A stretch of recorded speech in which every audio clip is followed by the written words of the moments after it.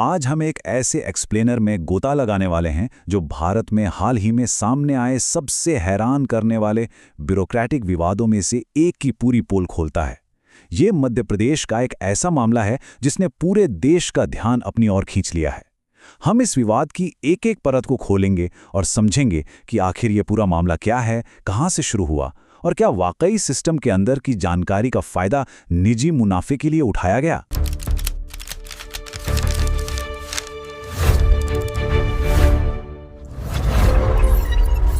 तो इस पूरे मामले को आसानी से समझने के लिए ये हमारा रोड मैप होगा। हम मध्य प्रदेश लैंड केस से शुरुआत करेंगे, डील की टाइमलाइन देखेंगे, समझेंगे कि इस तरह के स्कैम का स्ट्रक्चर क्या होता है, इसका खुलासा कैसे हुआ, ड्यूटी और कथित धोखे का एंगल क्या है, और सबसे जरूरी बात, हम इससे क्या सबक ले सकते हैं। पहला हिस्सा मध्य प्रदेश लैंड केस। इस पूरी कहानी की शुरुआत होती है बिल्कुल देश के बीचों बीच। जरा इस भारी भरकम आंकड़े पर गौर कीजिए, पूरे 3,200 करोड़ रुपए। ये मध्य प्रदेश में प्रस्तावित वेस्टर्न बाईपास प्रोजेक्ट का बजट है। अब आप खुद सोचिए, जब इतनी बड़ी रकम किसी इंफ्रास्ट्रक्चर प्रोजेक्ट में लगती है तो उसके आसपास के पूरे इलाके की किस्मत बदल जाती है, और इस मामले में भी बिल्कुल ऐसे ही हुआ। लेकिन जो बात सबसे ज्यादा चौंकाने वाली है वो ये है कि प्रोजेक्ट की घोषणा के बाद लोकल जमीन की कीमतों में सीधे 11 गुना का अचानक उछाल आ गया। 11 गुना! ये कोई आम बात नहीं है। इसी गणित ने एक नॉर्मल से सरकारी प्रोजेक्ट को एक राष्ट्रव्यापी विवाद का केंद्र बना दिया। तो आखिर ये मामला शुरू कहां से हुआ और इसमें कौन कौन शामिल है? फोकस कीजिए भोपाल के गुराड़ी घाट गांव पर। यहां देश भर के अलग अलग कैडर के लगभग 50 उच्च स्तरीय IAS और IPS अधिकारियों ने एंट्री ली। और सबसे बड़ा ट्विस्ट पता है क्या है? आरोप है कि इन सभी ने साल 2022 में कथित तौर पर बस एक ही दिन में यहां बड़े पैमाने पर जमीनें खरीदी। इतने सारे टॉप ऑफिसर्स का एक ही गांव में एक ही दिन इन्वेस्ट करना काफी अजीब लगता है ना? दूसरा हिस्सा, डील की टाइमलाइन। ये पूरा मामला कैसे आगे बढ़ा, इसे समझने के लिए जरा इस क्रोनोलॉजी पर नजर डालते हैं। इस टाइमलाइन को ध्यान से देखिए। 2022 में इन अधिकारियों ने वहां एग्रीकल्चरल लैंड यानी खेती की जमीन खरीदी, और फिर महज 16 महीने बाद सरकार वेस्टर्न बाईपास प्रोजेक्ट की ऑफिशियल अनाउंसमेंट कर देती है।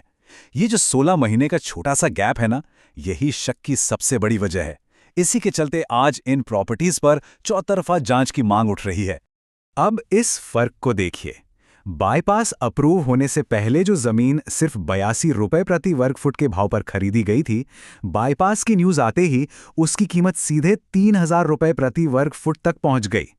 खेती की जमीन रातों रात एक कमर्शियल हॉटस्पॉट बन गई, और इस जंप ने इन्वेस्टमेंट्स को एक भारी भरकम मुनाफे में बदल दिया। तीसरा हिस्सा, घोटाले की संरचना। आइए देखते हैं कि ब्यूरोक्रेसी के अंदर इस तरह के ऑपरेशंस कथित तौर पर काम कैसे करते हैं। इस पूरे कॉन्सेप्ट को ब्यूरोक्रेटिक इनसाइडर ट्रेडिंग कहा जा सकता है। असल में होता क्या है? ये एक ऐसी कथित प्रैक्टिस है जहां सरकारी अधिकारी भविष्य के पब्लिक प्रोजेक्ट्स की उस कॉन्फिडेंशियल जानकारी का फायदा उठाते हैं जो अभी आम जनता को नहीं पता, और फिर उसी सीक्रेट जानकारी का इस्तेमाल करके वे अपने लिए प्रॉफिटेबल इन्वेस्टमेंट्स करते हैं। तो आइए स्टेप बाय स्टेप समझते हैं कि आखिर ये स्कैम कैसे प्लान होता है। स्टेप 1, सीक्रेट इंफ्रास्ट्रक्चर प्लान्स का एक्सेस मिलना। स्टेप 2, उस प्रोजेक्ट के आसपास की सस्ती खेती की जमीन को सही समय पर खरीद लेना। और फिर स्टेप 3, आराम से बैठकर लैंड यूज चेंज की ऑफिशियल मंजूरी का इंतजार करना, ताकि एक गारंटी शुदा और मोटा मुनाफा कमाया जा सके। काफी सॉलिड प्लानिंग लगती है। चौथा हिस्सा, इनसाइडर ट्रेडिंग का खुलासा। अब 50 टॉप ऑफिसर्स का इतना बड़ा ऑपरेशन हमेशा के लिए तो छुपा नहीं रह सकता था। इसका खुलासा कैसे हुआ? तो इसका क्रेडिट जाता है दैनिक भास्कर की एक धमाकेदार इन्वेस्टिगेटिव रिपोर्ट को। इसी रिपोर्ट ने इन 50 अधिकारियों की रातों रात बढ़ी दौलत को सबसे पहले आम जनता के सामने लाकर खड़ा कर दिया। सच में एक अच्छी जर्नलिज्म ऐसे ही छुपे हुए केसेस को बाहर लाती है। जरा सोचिए कि ये पैटर्न पकड़ में कैसे आया। सबसे पहले इन अधिकारियों की डिक्लेयर की गई एसेट्स में अचानक से एक बहुत बड़ा जंप देखा गया। फिर जब इन्वेस्टिगेशन हुई तो पता चला कि ये सभी खरीदारियां एक साथ एक ही दिन में हुई थी। जब मीडिया ने गुराड़ी घाट के लैंड रिकॉर्ड्स को खंगाला, तब जाके ये पूरा खेल खुलकर सामने आ गया। पांचवां हिस्सा, कर्तव्य बनाम कथित विश्वासघात। ये पूरा मामला सिविल सर्विस की एथिक्स और जिम्मेदारियों पर गंभीर सवाल खड़े करता है। आइए इन दो पहलुओं को आमने सामने रखते हैं।